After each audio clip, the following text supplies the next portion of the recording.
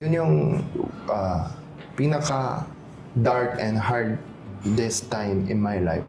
But we found out na makaiba pala kami ng kultura. Yes, I think Mahirap kasi iba yung kultura mo, iba yung kultura niya. Marami kayong bagay na magkaiba yung paniniwala at nakasanayan ninyo. Hindi lang kayong dalawa, pati ng mga pamilya niyo. yes, sabi ko Pilipino ako, pero yung pamilya ko pala kasi nasa Korea eh.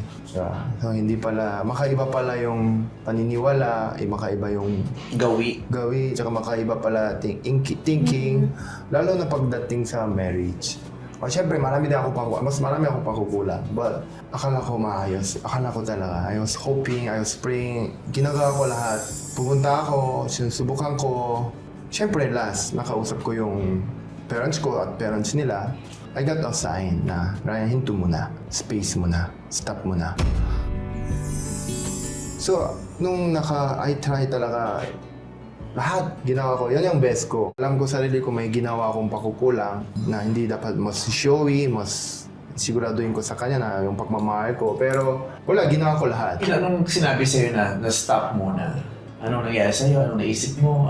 Talaga, tigil ang mundo. Sobrang hirap. Sobrang pagsisisi yung lahat ng in whole my life.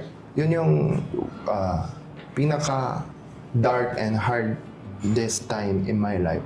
And yung experience ko na yun, it was pinakamabigat sa puso. Ang hirap din sa akin kasi kung ano-ano iniisip ng ibang tao eh. Baka ganito, baka ganyan. Artista ka kasi, Oo, so parang daming may kakilala, daming may pakialam. Pero yung maling akala, hindi ko sinasagot kasi ayaw mo na lang anong iniisip nila, basta alam ko sarili ko, hindi ganon.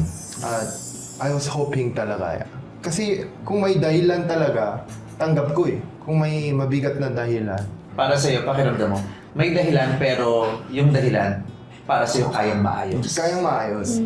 At alam ko siya na yun.